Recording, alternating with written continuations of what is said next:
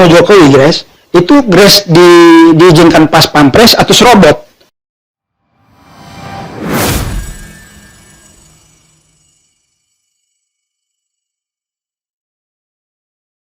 Ya, selamat sore ya teman-teman semua. Sore hari ini Forum Pemuda NTT kedatangan satu bintang tamu yang cukup spesial. Kenapa Forum Pemuda mengundang beliau? Karena kami anggap teman satu ini dari sejak awal problem perjuangan yang dia jalani bersama teman-teman yang lain sampai dengan hari ini tetap konsisten. Mungkin kita akan mendengar cerita banyak dari beliau. Sore hari ini kita akan mengupas tentang kasus PNKC ya. Benar ya? PNKC. Ya Grace, selamat sore ya. Selamat sore Kak Bedi. Sore. Terima kasih sudah mau datang. Teman saya ini namanya Grace Graciela. Ya. Oke. Grace ya. Oke Kak Bedi. Saya mau tanya sedikit Grace. Ini kan kita lihat terakhir. Saya jujur, saya secara pribadi juga tidak mengikuti secara detil lagi dari sejak awal kasus PNKC ini. Dari persoalan ini naik sampai jadi perbincangan publik sampai ke televisi nasional ya kalau saya lihat. Lalu ada teman-teman yang datang dengan sukarela berjuang. Saya mau tanya Grace dulu, keterlibatan awal Grace dengan perjuangan ini dimulai dari mana? Keterpanggilanmu. Oke. Baik. Makasih ya Kak Bedi sudah ajak Beta untuk gabung di FPNTT sore hari ini. Jadi saya dengan teman-teman aliansi, kami tergabung dalam aliansi peduli kemanusiaan untuk Astrid dan Lael. Ya. Jadi memang kalau Kak Bedi tanya sejak kapan tergabung dalam aksi ini, memang dari awal sejak penemuan jenazah itu kalau tidak salah tanggal 30 Oktober 2021. Ya. Kemudian saya sebagai netizen ya, karena kasus ini kemudian sangat booming di medsos. Jadi semua informasi itu kami dapatkan dari medsos gitu. Dan saya sendiri kayak kasihan karena kasus yang begini besar. Ya. Tetapi tidak ada teman-teman aktivis perempuan yang juga aktif untuk menyuarakan ini. Gitu. Sehingga ada keresahan saya secara pribadi sebagai perempuan, saya kemudian mengontak beberapa orang yang saya itu inisiatif sendiri. Ya, inisiatif. Saya kontak Mama Emi Sahertian pertama. Saya inbox gitu karena saya tahu bahwa beliau juga sangat konsisten bicara tentang isu perempuan. Lalu juga saya sempat kontak Kakak Linda Tagi. Ya. Saya sekedar sentil kira-kira perempuan bisa buat apa untuk sesama perempuan gitu dalam kasus ini. Jadi dari Mama Emi kemudian kita mulai ngobrol lewat chat WA gitu dan kemudian kita bertemu. Jadi momen tanggal 10 Desember waktu itu Hari HAM dalam rangka memperingati Hari HAM. Ya. Saya bersama dengan beberapa teman-teman jejaring dari HAKPA, itu Hari Anti Kekerasan Terhadap Perempuan dan Anak. HAKPA, Hari Anti Kekerasan Terhadap Perempuan dan Anak. Ya. Itu teman-teman itu berinisiatif untuk membuat satu kegiatan di Taman Nostalgia. Jadi kita akan berkaitan dengan Hari Hak Asasi Manusia. Jadi kita buat kegiatan di situ dan itulah pertama kali kita mengkonsolidasi awal tuh. Ya, agar ini bisa menjadi satu gerakan untuk maju pada aliansi itu sendiri. Gitu. Jadi itu pertama kali saya bertemu dengan Kakak Christo Kolimo. Ya. Dan kemudian di situ kita menggagas secara bersama. Waktu itu juga ada beberapa perempuan-perempuan yang cukup aktif menyuarakan isu perempuan, terutama juga Mama Mary Kolimo dari Gemit itu juga hadir waktu itu. Jadi ada Suster Lauren juga hadir saat itu. Jadi itu pertama kali digagas. Tetapi yang saya tahu jauh sebelum aliansi itu berdiri, sudah ada teman-teman dari Ormas, organisasi masyarakat yang juga sudah melakukan aksi. Sudah ada yang duluan aksi. Jadi waktu itu teman-teman dari Aliansi Timur Bersatu yang sudah melakukan aksi. Mereka sudah melakukan aksi bakar lilin di depan kantor gubernur dan juga sudah melakukan aksi demonstrasi di depan Mapolda NTT. Itu beberapa kali? Mereka sudah dua kali. Ya. Jadi dari Aliansi Timur Bersatu itu ada teman-teman dari Garda Triple X, ada teman-teman dari LTI, dan juga ada teman-teman dari Garuda yang tergabung dalam Aliansi Timur Bersatu. Jadi dalam perjalanan itulah kemudian teman-teman mulai membangun jejaring dengan teman-teman mahasiswa, lalu teman-teman organisasi masyarakat yang lainnya yang kemudian bergabung, kalau tidak salah 32 ormas yang tergabung 32 aliansi, ya. Besar ya. Cukup besar waktu itu, waktu awal. Jadi memang aksi pertama itu terjadi pada tanggal 20 Desember. 20 Desember. Ya, itu aksi jilid 1 dari aliansi. Dan keterlibatan saya di situ ya, saya hadir sebagai perempuan, ya, sebagai masyarakat NTT. Saya tidak hadir dari ormas atau apapun. Jadi terpanggil secara sendiri Jadi untuk saya terpanggil hadir secara pribadi, ya. Karena kalau ditanya alasannya kenapa? Siap. Karena saya melihat bahwa kasus pembunuhan yang terjadi terhadap Astrid dan Lyle ini itu merupakan representasi perempuan dan anak NTT pada umumnya. Jadi saya punya anak perempuan, dan saya seorang ibu. Siapa namanya? Namanya Flores. Ya, Flores Tanagi. Siap. Jadi saya merasa bahwa saya seorang ibu dan saya punya anak perempuan. Saya tidak mau hal yang hari ini terjadi itu saya wariskan kepada anak cucu saya. Siap. Gitu. Sehingga kasus ini tidak boleh dibiarkan untuk selesai di sini atau tidak bisa hanya untuk sekedar ditutup. Betul. Tidak. Karena ini akan menjadi representasi dari anak cucu kita ke depan. Siap. Gitu. Itulah yang menjadi alasan saya dari awal berjuang. Kenapa saya tidak boleh mengangkat kaki dari sini? Karena saya mau bahwa anak perempuan saya, cucu perempuan saya tidak boleh merasakan hal yang sama seperti yang terjadi pada Astrid dan Lyle. Ya. Gitu. Jadi Astrid dan Lyle merupakan representasi semua perempuan dan anak di Nusa Tenggara Timur. Ya. Oke, siap, Grace. Nah, Kupang ini menjadi ramai ketika kasus Pankase ini kemudian Polda mengambil alih. Ya. Itu kasus kan awal pelakunya ditangkap atau diserahkan diri? Waktu itu yang karena saya juga masuk dalam tim ilmiah aliansi, Siap. jadi saya juga ikut dalam mengkajinya secara ilmiah. Betul. Jadi memang kami menemukan bahwa kasus ini awal mulanya ditangani oleh Polsek Alak. Polsek Alak. Ya, Polsek Alak. Pertama kali ini. Karena penemuan jenazah itu kan ditemukan di hutan Penkase yang dalam lingkup kerjanya Polsek Alak. Polsek Alak. Gitu, Oke. ya. Dalam proses penyidikan dan penyelidikan masih berlangsung, kemudian diambil alih oleh Polda. Polda NTT ambil alih. Ambil alih. Itu Polda berinisiatif ambil atau karena desakan?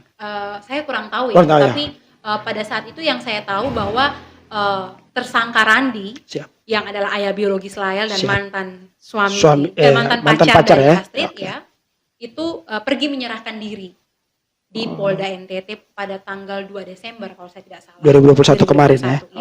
Dan itu juga alasannya karena itu desakan warganet. Karena rame kan Grace kalau kita baca Lalu kemudian dia pergi menyerahkan diri. Nah, dalam waktu 1 kali 24 jam kemudian itu dia ditetapkan sebagai tersangka tunggal. Tersangka tunggal ini. Ya, atas kasus pembunuhan ini karena itu berdasarkan pengakuan si pelaku. Siap.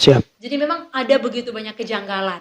Mungkin teman-teman sudah bisa lihat dari sosmed bagaimana masyarakat juga sangat aktif ya memberikan atensi kepada kasus ini gitu.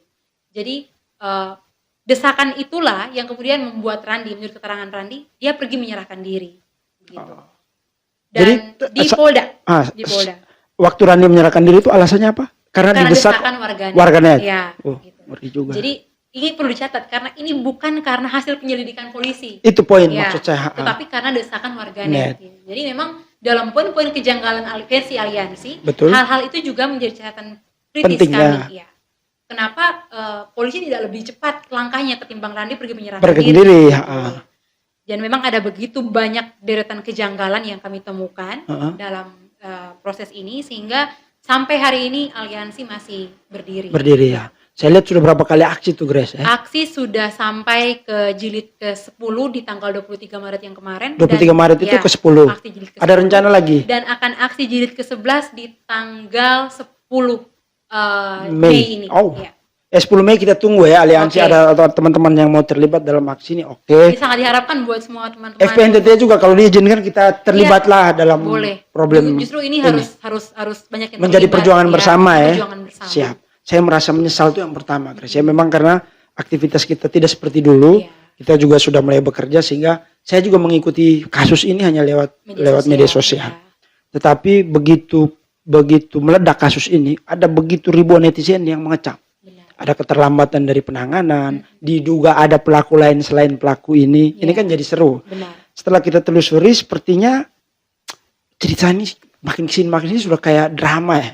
Kalau kita Ada episode-episode. ada episode. Ya. Nah, memang ini jadi unik karena dia membawa banyak nama oknum dalam tanda kutip ya. Ya. Kemudian terakhir baru kita dengar ada beberapa nama baru yang ditetapkan tersangka kemarin. Benar. Nah, pertanyaan saya selanjutnya, Grace,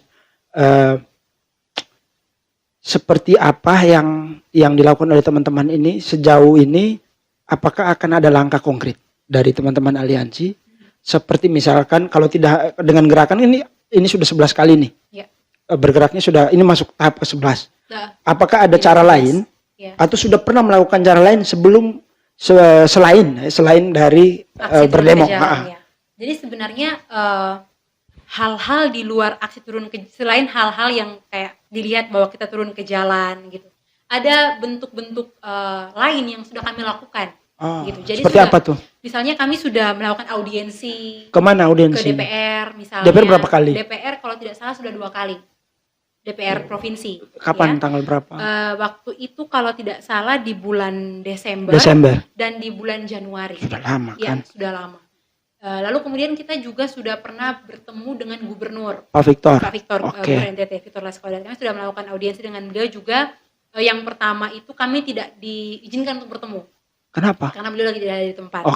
Jadi kami tidak bertemu. Tapi yang kemudian yang kedua kami bertemu. Gitu. Pak Gub terima. Karena itu kami hadang langsung di depan. Langsung tunggu di luar. Jadi aliansi itu bisa karena kan semua itu memang apa cerita ya, perjuangan itu kan ditempuh dengan berbagai cara gitu. Jadi memang ada yang melakukan demonstrasi di depan. Lalu teman-teman karena dijaga oleh Pol PP dan semua polisi di depan, jadi pintu samping itu tidak ditutup gitu. Jadi terbuka. Tapi kemudian teman-teman beberapa sedang melakukan aksi, kami yang beberapa mencoba untuk lari dari pintu belakang dan pintu samping, dan itu puji Tuhan lolos sampai di depan ruangannya Pak Gub. Itu tergolong nekat. Jadi ya nekat, dan puji Tuhan ya memang pejabat-pejabat kita nih harus dengan cara seperti itu baru bisa. Gitu. Kita tidak bisa dengan cara-cara membuat janji. Agak susah kalau begini. Agak susah kalau kita membuat janji. Iya, jadi waktu Pak Gub itu lagi di kantor, kami melakukan aksi. Jadi pada saat itu kami berinisiatif untuk ambil jalan yang di sampingnya, ruang untuk keluar, jalan yang untuk pintu pagar keluar. Pintu pagar samping. Ya, itu dibuka, jadi kami masuk lewat situ untuk masuk ke dalam ruangan gubernur. Berapa orang? Kami ada banyak ya teman-teman yang lolos masuk ke dalam, tetapi kemudian setelah kami bernegosiasi di dalam, yang bisa bertemu itu cuma 8 orang. 8 orang. Ya. Pak Gub panggil ke dalam ruangan. Meminta untuk masuk ke dalam ruangan. Misalnya berdelapan untuk masuk ke dalam. Apa yang dia sampaikan? Waktu itu yang dia sampaikan adalah dia juga sudah bertemu dengan Kapolda dan juga pihak kejaksaan untuk kemudian bisa serius menangani kasus ini. Ya, serius. Karena ini warganya Pak Gub kan, warga NTT. Dan Pak Gub menjamin bahwa dia kejaksaan dan pihak kepolisian konsisten dalam menangani kasus ini. Beliau bilang begitu ya, siap. Terus itu pertemuan pertama, Grace. Saya dengar ada pertemuan kedua ya? Iya, pertemuan kedua itu berlangsung tanggal 25 Maret. Itu beliau yang mengundang aliansi. Beliau mengundang aliansi untuk bertemu. Grace hadirkah? Saya tidak ikut hadir. Teman-teman aliansi hadir waktu itu sama juga dengan ayah keluarga korban, ayah dari ayah dari Astrid juga hadir, ya. Siap. Nah, ini yang menjadi pertanyaan yang sedikit menohok banyak perempuan pastinya. Ketika kita melihat kasus ini, banyak juga berpendapat, lebih banyak mayoritas membela Astrid. Grace, dalam kasus ini ada kacamata yang berbeda mungkin cara melihatnya. Setelah kita melihat si Ira, ini kan istri dari Randi. Dalam konteks berkeluarga, kondisi sosial keluarga, dia juga merasa diri sebagai korban. Iya. Kalau mau diceritakan lurus kan dia istri sah. Benar. Ya. Dia istri sah. Sebagai kita tentu mengutuk perilaku pembunuhan terhadap siapapun. Hewan aja kita bela, apalagi manusia. Tetapi dalam konteks perempuan, dia juga perempuan yang mungkin sedang membela diri. Benar. Nah, pendapat Grace gimana tentang ini? Saya kira semua kita sepakat ya bahwa Ira adalah korban dari hubungan gelap yang dilakukan oleh suaminya terhadap Astrid. Ya, itu kita sepakat. Ira adalah korban dan saya pun sepakat dengan itu. Tapi kemudian seperti yang tadi Kak Bedi sudah bilang bahwa kita mengutuk setiap orang yang melakukan aksi pembunuhan terhadap siapapun, begitu. Ira sudah tersangka? Dalam perkembangan kasusnya dia sudah tersangka, tapi kemudian lagi sedang melakukan pra peradilan, begitu. Dalam kacamata saya, Kak Bedi, bahwa sebenarnya bentuk kekerasan terhadap perempuan itu sangat banyak. Siap. Baik kekerasan fisik, psikis, Psikis. verbal, kekerasan seksual, kekerasan ekonomi, kekerasan struktural. Itu Jadi sangat evaluasi banyak, ya. buat kami juga. Nah, itu Setuju. bentuk kekerasan yang terjadi pada perempuan. Ya. Dan dalam hal ini Ira juga mengalami kekerasan itu, mungkin secara psikis, Psikis, verbal, ya, dia juga ya. merasakan gitu ya. Tetapi kemudian ini menjadi evaluasi serius Betul. untuk semua, baik itu pemerintah, praktisi dan akademisi hukum, Bahkan gerakan lembaga hukum. perempuan, Ya, juga gerakan ini perempuan. menjadi evaluasi serius gitu. Karena ketika perempuan menjadi korban dan dia tidak memiliki ruang aman untuk dia bisa menyalurkan apa yang dia rasakan, kemudian dia menjadi pelaku kekerasan untuk sesama perempuan yang lain. Ini kemudian menjadi catatan penting untuk kita semua, gitu. Kalau seandainya ruang aman itu ada pada Ira dan Ira mendapatkan kesempatan untuk menempuh jalur hukum, ya. Iya, harusnya kan kalau begitu mending jalur hukum kan. Kalau memang dia tidak setuju contoh. Benar. Tetapi kemudian apakah sejauh ini dari praktisi, dari akademisi hukum juga sudah pernah melakukan sosialisasi kepada perempuan sebagai Hampir tidak ada loh. Ya. Saya Ini menjadi evaluasi serius. Setuju. Gitu. Karena ketika perempuan tidak mendapatkan edukasi dan literasi hukum yang jelas atas dirinya, Betul. terhadap apa yang akan terjadi pada dirinya, dia tidak memiliki ruang aman. Dia mau kemana ketika dia mengalami suatu bentuk kekerasan? Evaluasi Ya, ini menjadi evaluasi serius gitu. Karena banyak perempuan yang menjadi korban kekerasan dan dia memilih diam seumur hidupnya. Dia membawa itu sebagai trauma. Di kampung-kampung tuh banyak.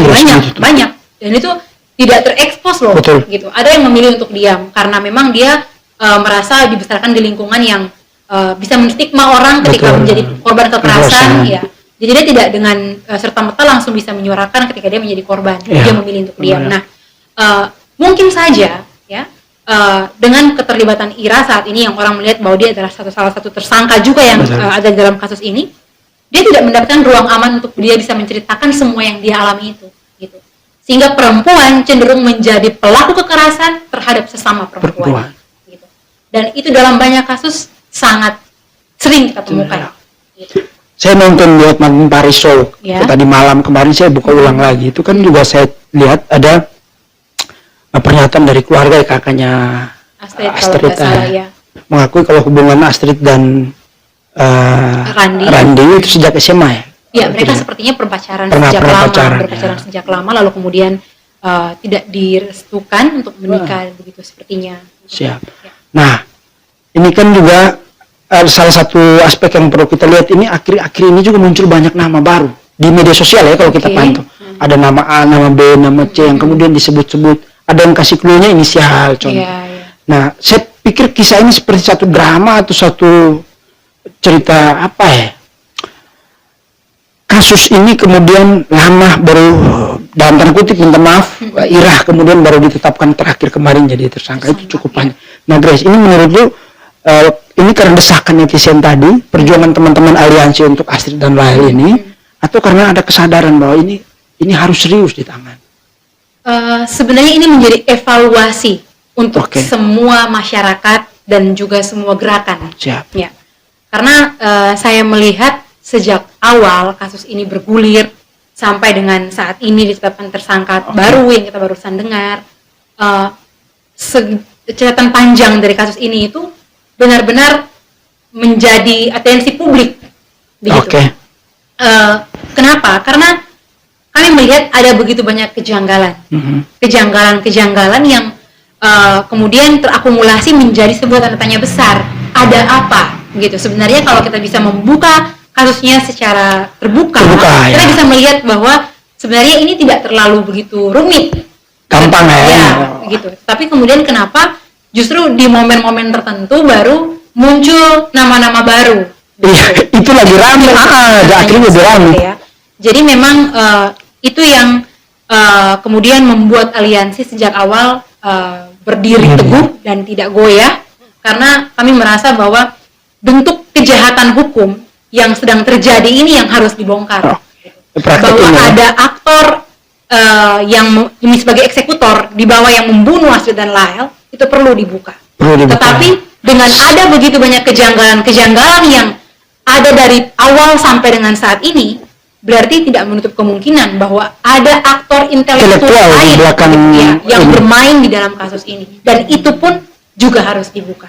Juga harus dibuka, ya. Ya, dan saya yakin bahwa ini semua adalah doa dari masyarakat Nusa NTT Tenggara ya, Timur. dan diaspora dimanapun berada Ya. yang turut serta mengawal kasus ini secara serius sampai hari ini gitu. Bahwa aliansi turun ke lapangan langsung dan terlibat ya, dan mengawal secara serius, tetapi kemudian ini semua karena doa dan perjuangan semua masyarakat NTT. Netizen ngeri juga Iya, ya. Saya lihat. sangat antusias ya. Saya terakhir nonton kronologis awal ya, mereka reka ulang kasus Iya. pelaku tunggal Mr. X-nya ini, Om Randi ini. Itu kan antusias masyarakatnya mengerikan Sangat dia, tinggi, sangat ya. tinggi. Harusnya sejak dari situ, ini kan baru kemarin nih Ira ditetapkan nih. Iya. Harusnya kan dari situ sudah harus dibuka, ya. kan, biar publik Iya, juga tidak juga penasaran. tahu, ya. Saya lihat itu kok jadi janggal ya. Minta maaf, Adik Grace. Lalu yang berikut, aliansi yang terlibat ini, banyak orang tidak tahu siapa-siapa nih yang terlibat betul, yang berpeluh, berkeringat, di jalan berteriak mengawal ini kasus. Di aliansi ini siapa saja yang terlibat? Jadi kalau untuk aliansi sendiri pada awalnya itu ada 32 ormas. 32 ormas. Iya. Dan ya itu tadi, kita tidak bisa memaksa semua orang untuk harus aktif terlibat dan bertahan gitu, karena memang semua orang punya segala macam urusan ya, segala macam hal yang masih dilakukan. Tetapi yang sejauh ini bertahan ya, puji Tuhan aliansi ini masih berumur panjang. Masih umur panjang, karena siap. ada teman-teman dari ormas sendiri, ada dari LTI, dari Garda, Triple X, dari Garuda, teman-teman dari GMKI, Banyak, ya, teman-teman perempuan, ada juga akademisi, ya, teman-teman banyak yang terlibat gitu dari 32 aliansi ini, sangat banyak yang terlibat, dari KNPI juga, teman-teman dari aduh saya lupa namanya, tapi memang ada banyak sekali ya, siap. teman-teman yang terlibat di dalamnya gitu. Dan sejauh ini memang aliansi cukup konsisten Sampai saat dalam ini. mengawal kasus ini gitu. Teman-teman perempuan juga yang aktif terlibat di dalamnya juga cukup banyak. Siap. Ada saya minum ya? Minum dulu ini. Minum, Kak, silakan. Nah, Grace, Ya. saya dengar terakhir tuh sempat ketemu Presiden Jokowi ya? Iya. Itu aliansi apa Grace sendiri tuh? Kerjasama aliansi. Kerjasama aliansi. Tapi yang Kerjasama bertemu? aliansi. Ya, saya. Di mana Grace? Di Hotel Aston. Itu Presiden buat apa sehingga Grace datang? Pak, langsung. Jadi saya sedikit cerita. Siap. Saya sedikit cerita. Saya perempuan lama holot. Siap. Jadi ini peristiwa iman. Peristiwa iman, ya. Yang saya yakini teman-teman boleh melihat dari kacamata teman-teman, tetapi saya melihatnya sebagai sebuah peristiwa iman. Saya sebagai perempuan lama holot. Selama saya turun aksi, Siap. saya selalu melakukan ritual yang sepertinya yang bicara dengan nenek moyang saya. Ya. Jadi di hari yang sama itu juga, ketika ingin bertemu dengan Jokowi, saya pun melakukan hal yang sama. Ritual itu. Iya. Saya bakar sebelum tuh keluar dari rumah. Saya bakar lilin di depan rumah. Ya. Dan saya panggil semua leluhur dan nenek moyang saya, juga almarhum Astrid dan Lael. Untuk ikut serta dalam perjuangan ini. Wow, luar biasa. Saya yakin leluhur Lewotana dan semua orang yang terlibat di dalam perjuangan ini itu bisa membantu kita apapun rintangannya. Saya panggil Astrid dan Lael. Ini serius, saya lakukan itu. Saya panggil Astrid dan Lael dan saya bilang bahwa Jokowi sampai ke Kupang itu memang karena tugas yang dia harus lakukan. Sampai dia harus ke sini. Ya. Tetapi di satu sisi saya yakin bahwa ini adalah cara Tuhan untuk membuat Jokowi tahu tentang kasus ini. Gitu. Jadi Tuhan tidak menginginkan kita untuk pergi ke Jakarta bertemu dia. Tetapi Tuhan yang menuntut dia untuk datang ke NTT supaya bisa mendengarkan langsung tentang kasus ini. Nah, waktu ketemu Jokowi, Grace, itu Grace diizinkan pas pampres atau serobot? Itu tadi. Jadi saya jadi mulai dari yang tadi saya buat ritual di rumah, keluar rumah. Itu ritual koda ya? Iya, di lama holot orang percaya sebagai ritual koda. Ya. Jadi memang saya memanggil nenek moyang, leluhur, Astrid dan Lael untuk terlibat secara langsung bersama di dalam perjuangan ini. Bahwa saya yakin kedatangan Jokowi ke Kupang itu memang karena perjalanan dinas, karena tugasnya. Tetapi saya juga punya keyakinan bahwa itu adalah cara Tuhan, cara leluhur di Nusa Tenggara Timur untuk memanggil dia supaya mendengarkan secara langsung tentang kasus ini. Jadi di dalam doa-doa itu saya panggil semua leluhur, Astrid dan Di lain ritual itu ya. untuk bagaimanapun kesulitannya, susahnya, Harus ada jalan. kalian yang membuka Buka jalan jalan. supaya surat untuk Jokowi ini bisa sampai di tangan Itu Jokowi. bahasa lama ini biasa orang bilang momolo. Iya, momolo kamedore. Kamedore bahasanya. Duluan, leluhur duluan baru saya ikut. Kita ikut dari belakang. Siap, buka jalan kita lewat Dan lah. itu saya lakukan ketika keluar dari rumah sebelum naik motor ke tempat aksi. Kali itu aksi jilid ke-10 bertempat di Patung Burung. Patung Burung. Ya, itu di jam 1 siang. Jam 1 siang. Oh, jadi tempat aksinya sudah pindah nih. Dari sekian aksi. Karena kami tahu bahwa itu Jokowi sampai. Uh-huh. Jadi memang aliansi itu dikacaukan dengan informasi yang Biasa begitu banyak, ya, settingan. yang banyak tentang kehadiran Jokowi di Kupang. Kami baru tahu tuh H-2. Yang waktu mau ke Soe, stunting. Iya. Yang baru-baru ini. Ceritanya itu sekalian, gitu.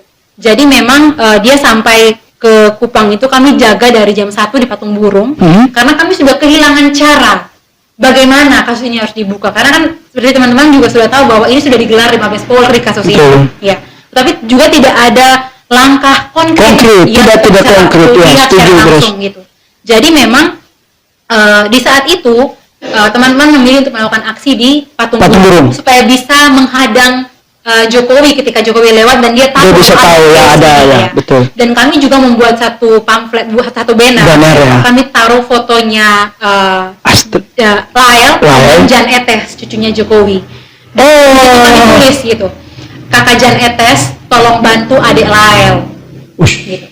Karena memang kami sudah kehabisan cara, mau dengan cara apa untuk bertemu dengan Jokowi. Itu menjadi satu-satunya cara kami. Meskipun di dalam langkah-langkah kami melakukan lobby ke dalam dengan pihak-pihak yang kami pikir untuk bisa membantu kami pun itu tidak didapat, belum ada kejelasan. Ini didasar dari kamu meyakini ya, atau teman-teman meyakini bahwa ini bukan pelaku tunggal ya? Iya, pasti masih ada gitu. Karena aliansi mengkajinya secara serius di dalam kejanggalan-kejanggalan yang kami kirim langsung ke KPAI, Komnas Perempuan. Itu sudah dikirimkan? Iya, jadi semua langkah advokasi itu kami lakukan.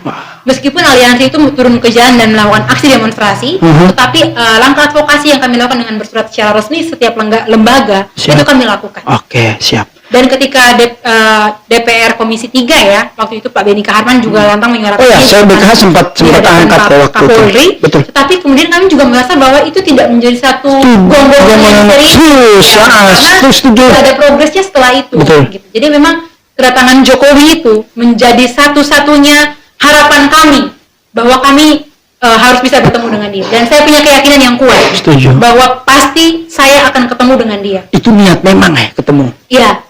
Dari dalam diri saya yakin itu. Tahu Jokowi nginep di Aston itu dari mana? Jadi ceritanya kami tahu karena dalam tahun yang dikirim-kirim bahwa dia akan meresmikan Taman Kota Aston ya, gitu. Jadi memang pasti dia nginepnya di Aston gitu. Jadi waktu itu kami sempat bentrok dengan aparat di Patung Burung. Itu apa dari aparat dari Polda. Waktu itu dari Resta Kupang dari Polda. Ya. Jadi kami sempat bentrok karena memang di jam 4 sore itu mereka tarik paksa semua atribut aliansi. Gitu. Tarik pasang mungkin teman-teman bisa buka di beberapa media yang juga melakukan siaran langsung tuh bisa tahu gitu ya. Jadi semua atribut aliansi itu diambil. Jadi waktu saya ingat saya dengan salah satu teman perempuan saya karena kami pakai kuatek sarung ya karena kami pikir bahwa kalau kami memakai pakaian daerah adat otomatis kan kami bisa dilihat sebagai keutuhan orang NTT ya yang hadir dengan dress code adat kita gitu. Jadi lalu saya menggunakan kuatek. Dan ketika semua atribut aliansi sudah ditarik, di tangan saya itu ada satu stiker. Oh, stiker. Satu banner. Ya, kayak di kopi pamflet gitu yang kecil ukuran PS yang saya pegang, fotonya Lael dan fotonya Jan Etes. Lalu teman saya yang perempuan juga sempat rebut salah satu banner yang dia selamatkan dalam jaketnya. Itu disimpan di dalam jaket dan saya masukkan dalam baju saya. Karena saya berpikir bahwa teman-teman laki-laki saya semua sudah dihadang oleh aparat. Dan mereka sudah pakai bukan kekerasan secara fisik ya, meskipun ada yang mengalami itu gitu. Tapi mereka sudah mulai membuat kacau aliansi gitu ya. Jadi kami sebagai perempuan ada di garda terdepan untuk bisa melindungi atribut kami yang tersisa. Itu waktu Jokowi lewat. Belum lewat itu. Jadi itu terjadi saat Jokowi belum lewat. Kami masih menunggu dia mau lewat. ketemu di Aston itu setelah kejadian itu? Iya, setelah kejadian itu. Itu di hari yang sama Harinya, atau besok? hari. Besok, siap. Jadi memang waktu itu selesai dari patung burung, kami memilih plan yang lain. Siap. Plan B, kami melakukan plan B. Kami sempat ke Aston juga untuk berada di sekitar Aston, tapi memang ini diincar oleh beberapa teman-teman Intel yang memang mengharapkan supaya kami jangan buat aksi, gitu. Jadi itu memang sudah dilakukan oleh pendekatan kepada ketua aliansi kami juga sudah diminta untuk jangan melakukan aksi seperti itu. Jadi memang langkah itu mau dihentikan supaya kami kalian ketemu orang nomor 1, bro. Ya. Jadi itu tadi dengan segala keyakinan sudah sampai dengan jam 10 malam. Tidak ada kesempatan kami untuk ketika bertemu. Ya. Besoknya Grace di malam itu teman-teman aliansi saya yang lain yang laki-laki semuanya sudah, karena mereka juga dikejar oleh Intel, kami kami terpisah lagi. Jadi waktu itu kebetulan saya ada di barisan yang di dekat Aston bersama dengan beberapa teman-teman wartawan yang kemudian menguatkan saya. Itu aja saya sendiri. Sabar, itu hari yang sama? Di malam itu. Malam 23 malam. Malam 23 malam, oke. Ya. Jadi ini memang cara Tuhan, karena jam 10 ingat bahwa jam setengah 8 malam ketika kami sedang berdiri di Aston, itu media merilis bahwa berkas Randi di P21 itu dihamin berapa jam sebelum Jokowi sampai di Kupang. Itu berkasnya Randi di P21. Dan ketika saya baca di pos Kupang dia di P21, di momen itu kami lagi sedang diincar oleh Intel di dekat situ gitu. Dan setelah itu ya itu tanda-tandanya kau lihat nih, momen waktu di mata-matai dilihat. Saya ingat karena waktu itu saya keluar dari dalam kamar mandi langsung Intel penuh di situ. Jadi akhirnya saya dengan teman perempuan saya berusaha untuk keluar karena berkas itu kami yang pegang di tas. Gitu. Jadi kami dua berusaha untuk keluar dari lingkaran itu, teman-teman laki-laki saya yang kemudian berusaha untuk membawa kami supaya kami diamankan lebih dulu. Gitu. Siap, oke. Jadi kebetulan saya pergi ke teman-teman wartawan dan saya aman. Teman-teman yang lain pergi ke Sotis Hotel Sotis untuk bertemu dengan Panglet dari Udayana. Waktu itu sempat bertemu dengan aliansi yang lain. Gitu. Siap. Dan malam itu saya punya kesempatan untuk bisa langsung berikan itu ke Jokowi kalau saya mau serobot malam itu. Tetapi saya berpikir 2 kali karena saya punya anak kecil di rumah. Lalu kemudian situasinya memang aman, tetapi saya tahu bahwa ini snipernya lagi berdiri di dekat Aston. Jadi saya berpikir bahwa ini sangat sangat berbahaya karena ini situasinya sudah malam dan jangan sampai ini terbaca sebagai sebuah perlawanan. Ya bisa dianggap ancaman, ancaman untuk menghadang kedatangan Jokowi, sehingga saya membatalkan niat itu. Padahal jarak saya dengan Jokowi itu saya berdiri di sini dan mobilnya lewat sangat dekat, tapi saya tidak sempat untuk kasih malam itu. Sempat hilang harapan bahwa saya tidak bisa bertemu dengan dia. Ya. Tetapi di momen ketika dia masuk dalam Aston, saya melihat story WA teman baik saya dulu, namanya Bertus. Dan mereka merupakan teman-teman dari Bara JP. Bertus Bara JP tahu ya. Jokowi Presiden.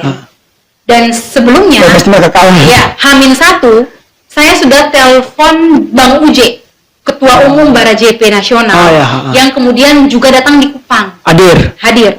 Dan kasus ini saya sudah telepon secara langsung dan sampaikan kepada Bang Uje di H-1 sebelum beliau sampai. Siap. Tetapi kemudian upaya untuk bisa bernegosiasi agar aliansi bisa bertemu secara langsung itu tidak didapatkan. Agak setengah mati ya, karena memang agendanya berbeda kan, Grace. Nah, dari proses cerita Grace ini kan cukup bagi saya, kita semuanya aktivis tapi mengalami proses benar bertemu orang nomor 1 memang agak berbeda. Sangat sulit. Ya. Gubernur aja susah bos, apalagi berani ketemu. Nah, waktu bertemu itu langsung diizinkan masuk atau? Jadi waktu bertemu itu saya baru dikonfirmasi itu di momen setelah. Akhirnya presiden mengagendakan pertemuan. Tidak. Jadi ini saya menceritakan. Jadi malam itu Kak, setelah saya lihat story-nya teman saya di JP, dia tulis welcome to NTT Mr. President dari lantai 2 Aston. Sebagai sahabat dia, saya marah karena saya pernah mengonfirmasi dia kemarin tentang kedatangan beliau. Gitu. Tapi dia memang tidak tahu karena memang dia tidak masuk lagi di dalam jajaran kepengurusan gitu. Sehingga ketika saya sudah sampaikan ke Bang Uje soal case ini, dia telepon, panggillah Bang Uje ke Bertus sama dengan beberapa teman-teman lagi dari Bara JP untuk menanyakan langsung soal kasus yang sudah saya sounding itu gitu. Jadi mereka semua bisa punya kesempatan untuk bertemu dengan Bang Uje. Nah, jadi di malam itu sebagai sahabat, sebagai teman saya marah dalam chat kami, saya marah. Kau tahu saya berdarah-darah dengan teman-teman di luar untuk berjuang soal ini. Tapi kau tidak memberikan kesempatan, begitu. Dan itu dia WA balas ke saya read. Itu sudah sampai di jam. Itu tidak dibalas tuh? Saya tidak balas. Saya cuma dalam perjalanan pulang ke rumah tuh saya cuma read. Tiba-tiba dia telepon saya ketika saya sudah sampai di rumah. Masih di parkiran dia telepon dan dia bicara dengan saya, tapi dalam pembicaraan itu dia pun tidak memberikan kepastian, jaminan bahwa kami akan bertemu dengan dia. Dia tidak memberikan jaminan. Nah, setelah itu baru saya dihubungi oleh salah satu teman aliansi, ketua Garda Triple X, Bang Narki Hari namanya. Dia yang konfirmasi ke saya bahwa ada temannya yang mau memfasilitasi saya untuk bisa bertemu dengan Jokowi. Temannya Bang Narki, yang adalah Bara JP di NTT. Gitu. Jadi di sini Bara JP membantu banyak hal juga ya untuk perjuangan teman-teman. Mereka sangat membantu. Bara JP mana kota tuh? Bara JP NTT dan juga dari Seknas ya, karena saya juga bertemu langsung dengan Bang Uje yang adalah ketua umum Bara JP Nasional. Jadi memang melalui teman-teman Bara JP NTT saya dibantu untuk bisa bertemu masuk dalam ring 1 gitu. Jadi memang di jam 12, setengah 12 itu sudah dikonfirmasi untuk bisa bertemu. Lalu kemudian jam setengah 4 itu kami diarahkan untuk harus melakukan rapid test di lantai 3 Hotel Aston. Rapid swab atau swab ya? Di lantai 3 Hotel Aston. Jadi saya tidak tidur dari malam itu, tidak bisa tidur karena saya menyiapkan diri untuk bertemu ini. Dan catatannya kita tidak boleh membawa tas ataupun berkas dalam bentuk surat yang besar gitu. Jadi memang saya hanya boleh menulis secara kertas kecil. Lalu saya bungkus lipat seperti sampah, saya masukkan di dalam saku karena kita kan harus screening ketika masuk itu. Dan ketika masuk ke dalam itu, saya bersama teman saya dari Bara JP itu yang membawa saya memakai jaket Bara JP waktu itu. Jadi saya masuk ke dalam, kami swab. Saya hanya membawa handphone saya dan dompet saya di tangan, sedangkan saya mengarahkan ada teman saya yang membantu saya karena saya pikir begini, kalau saya masuk bertemu dengan Jokowi hanya menyampaikan secara tulisan saja, dia akan bertemu banyak orang dan mungkin jadi dia akan lupa begitu. Lalu apa yang harus saya titipkan kepada dia? Sehingga saya berpikir bahwa ada teman saya yang harus berdiri di sisi dekat lain di sekitar Aston yang bisa saya mintai tolong kalau misalnya saya ketemu dengan Jokowi dan saya bisa tekan dia untuk terima berkas dari aliansi. Jadi saya sudah siasati itu gitu.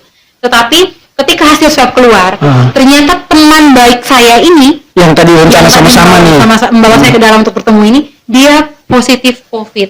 Hasilnya positif gitu, reaktif. Jadi dia tidak boleh ada di dalam lingkaran Aston, harus steril. Dan dia harus keluar. Itu momen pertama di mana saya cukup down ya, karena saya berpikir bahwa yang kenal saya, yang membawa saya itu dia. Yang saya pikir dia akan melindungi saya gitu, saya akan aman gitu ya. Tapi kemudian dia harus keluar. Akhirnya saya kemudian puji Tuhan juga kenal dengan teman-teman dari Bara Nusa, teman-teman dari Pospera yang juga ada dalam perjuangan yang ada di lokasi itu. Jadi mereka juga ngobrol dengan saya dan saya minta mereka untuk jaga saya saat itu. Jadi ketika kami ngobrol di lobby hotel, belum di lobby, masih di lantai 2 balkon, di balkon. Saya ngobrol sama Bang Uje. Bang Uje ini ketua Bara JP Nasional. Saya bilang begini, Bang, sebenarnya teman-teman aliansi juga sudah siapkan surat untuk Pak Jokowi, surat cinta untuk Pak Jokowi yang saya susun sebelum kami itu surat siapa yang tulis? Saya tulis surat cinta untuk Jokowi. Jadi Bang Uje bilang, oh Grace kalau ada berkasnya ya sekalian kita kasih aja ke Bapak gitu. Nah sekarang saya mikir Bang Beri, jadi di bawah ini lagi sementara pengamanan, apel pengamanan oleh Satpol PP, oleh aparat kepolisian dan juga dari tentara yang sedang apel dipimpin langsung oleh Kabak Ops Polda NTT. Dan Kabak Ops ini kemarin kita berseberangan di Patung Burung gitu. Yang saya cerita sebelumnya. Jadi saya pikir ini yang mau antar ini adalah teman lelaki saya yang kemarin juga sempat baku adu di Patung Burung itu. Jadi sangat mungkin dia dikenali oleh banyak orang. Tapi memang cara Tuhan. Jadi ketika saya kontak dia untuk antar surat itu, semua jalan sudah diblokir, sudah ditutup. Bagaimana caranya? Saya akan ingat si teman saya yang tadi positif reaktif itu. Ternyata dia juga masih mengawasi saya dari sudut yang lain, dari situasi yang di dekat. Dia ada di hotel atau di luar? Di hotel, tapi dia masih mengawasi saya dari tempat di luar hotel. Saling kontak terus. Saling kontak dengan saya. Jadi kemudian dia mengarahkan teman saya ini untuk pergi ke dia. Jadi teman saya ini sampai ke dia, bayangkan bajunya dia yang Bara JP itu dia buka, dia kasih ke teman saya untuk teman saya antar ke saya ke lobi hotel. Itu memang saat-saat paling menegangkan. Karena apa? Di depan lobi hotel itu tuh semua lagi apel pam pengamanan, dipimpin langsung oleh Kabak Ops yang kemarin kita baku berhadapan-hadapan di Patung Burung, dan dia pasti sangat dikenali gitu. Tetapi memang cara Tuhan. Dia bisa lolos, dan Ketua Bara JP NTT namanya Kak Enos. Dia langsung turun ambil surat itu, lalu surat itu sampai di tangan saya. Ketika sampai di tangan saya, Bang Bedi, saya gemetar. Enos kalau dengar dia pasti tahu. Dia tahu ya. Jadi sampai di tangan saya itu saya gemetar. Karena saya tidak akan pernah menyangka bahwa surat yang saya tulis itu sampai ke tangan saya sesuai keyakinan saya semalam. Aman ya. Saya yakin bahwa apapun rintangannya, surat ini akan sampai di tangan Jokowi. Hal itu saya sampaikan kepada suami saya, bahwa Astrid dan Lael sendiri yang akan membuka jalan supaya surat ini sampai di tangan Jokowi. Gitu. Jadi ketika kami ketemu dengan Jokowi, Bang, di lobi hotel itu hanya beberapa menit. Berapa lama? Berapa? Karena kita bertemu jadinya tidak lama, mungkin sekitar 5 menit untuk semua, Bara Nusa, Bara JP, dan Pospera. Jadi tidak lama aja waktu itu. Sehingga ketika ketemu, dikasih suratnya. Ketika kasih suratnya itu, saya lihat ada Pak Kapolda di situ, Kapolda NTT. Di saat itu saya mau menyapa dia sebenarnya. Saya mau pegang tangannya dia kalau kesempatan waktu itu. Hanya karena memang situasinya sangat tegang ya. Saya mau bilang bahwa Pak, akhirnya kita bisa bertemu di momen ini. Sebelumnya belum? Karena sepanjang 10 kali jilid aksi, Kapolda NTT paling sulit ditemui. Serius. Ternyata ketemu presiden jauh lebih mudah ketimbang ketemu Kapolda saat itu. Saya mau pegang tangannya dan saya mau bilang seperti itu. Tapi ya memang ini jalannya. Siap. Sehingga kasus ini bisa didengar oleh Pak Presiden melalui surat itu, dan puji Tuhan setelah itu ini dikawal serius oleh tim dari Mabes Polri. Seperti itu. Nah, ketika ketemu Jokowi selesai kan pasti ada follow up-nya nih. Sampai sekarang sudah ada belum? Ya, puji Tuhan kita mendengar bahwa ada follow up dari perkembangan setelah bertemu, dan kemudian sejauh ini tuh ada perkembangan. Saya yakin bahwa dengan progres penetapan ini sudah ada tersangka lah yang baru yang hari ini. Oke, Grace, mungkin ada pesan untuk institusi kepolisian? Baik, dan sejauh ini sebagai aliansi dan juga sebagai masyarakat NTT, saya dan semua masyarakat NTT menaruh harapan penuh kepada pihak kepolisian, kejaksaan, dan pengadilan ya. Kami berterima kasih karena pihak-pihak ini yang mengawasi ini secara yang menangani kasus ini dari awal hingga akhir ini, kami menaruh keyakinan penuh bahwa institusi kepolisian, kejaksaan, dan juga pengadilan itu akan membuka kasus ini secara terang benderang kepada publik. Itu kami terima kasih sekali untuk kinerja kepolisian, kejaksaan, dan juga pengadilan sejauh ini. Kami akan mengawalnya hingga tuntas. Kita support juga lah ya, tidak hanya mengkritisi tapi pasti kita support. Untuk masyarakat, untuk para netizen. Iya. Kalau untuk para netizen, untuk masyarakat, saya mau bilang bahwa perjuangan ini harus berumur panjang, tidak boleh napasnya pendek, gitu. Sehingga saya meminta semua elemen masyarakat dan diaspora NTT dimanapun berada untuk terus mengawal kasus ini secara serius, dan kalau bisa di tanggal 10 Mei nanti itu ada doa bersama aksi jilid 11 di kantor gubernur 11 Mei depan kantor gubernur. Kalau bisa semua elemen masyarakat di Kota Kupang untuk bisa hadir dan terlibat dalam doa bersama sore. Siap. Kita mau jalan ratapan ke kejaksaan dan juga ke pengadilan, kasih dukungan full kepada dua lembaga ini. Top lah. Terima kasih Grace ya. Yang paling terakhir saya mau rasa dulu kompiang. Oh iya, silakan Kak. Saya makan dulu ya. Masakan cinta di setiap gigitan. Siap. Semuanya yang sisa ada sih. Oke, siap Kak, ambil yang baru saya. Ambil baru Grace ya. Sambil makan tapi saya yakin mereka dengar. Kompiang ini buatan tangan asli dari adik kita, teman kita Grace. Selain kompiang ada saya terakhir itu pesan kue ulang tahun ya, Grace. Dan suaminya sendiri yang antar. Suaminya adalah teman saya. Terima kasih buat Boni ya, buat Bojes yang mengizinkan Grace sudah sejauh ini bersama di FPNDT meninggalkan Flores dan beliau di rumah sementara waktu. Yang kedua teman-teman kalau mau pesan kue kompiang, buatan teman Grace juga bisa jenis kue yang lain Grace. Bisa. Aneka Pastry dan Bakery ya. Ada nama tidak? Ada brand tidak? Dapur Mama Flores. Dapur Mama Flores ya. Dapur Mama Flores teman-teman. Jadi bisa menghubungi langsung Grace. Kita taruh Instagramnya Grace atau alamat Facebooknya teman Grace. Kalau kita via Forum Pemuda NTT, Boleh. kita akan menghubungi teman-teman dengan Grace. Saya yakin apa yang Anda dapat nanti, lidah Anda akan terus meminta untuk ambil dan mengkonsumsinya. Oke. Saya promonya standar, tapi saya yakin kalau ditemani dengan ini kopinya Ira. Oke. Kopi Amfuang tadi Kopi masih ada Amfuang. sisa. Oke. Top. Terima kasih Oke. banyak Grace. Thanks Sudah banget. hadir di Forum Pemuda NTT. Siap. Salam buat Flores. Salam untuk Doni, terus mendukung. Nanti sih kami main ke rumah untuk Oke. ngobrol. Salam sayang dan salam perjuangan buat teman-teman aliansi semua. Siap. Ada 30 organisasi, Ibu Emi dan teman-teman yang sudah terlibat. Salam hormat dari Forum Pemuda NTT. Terima kasih buat teman-teman Terima yang kasih sudah undang dan kesini. selamat malam ya Grace. Malam. Thank Oke. you. Terima kasih banyak Ade. Sama-sama. Siap.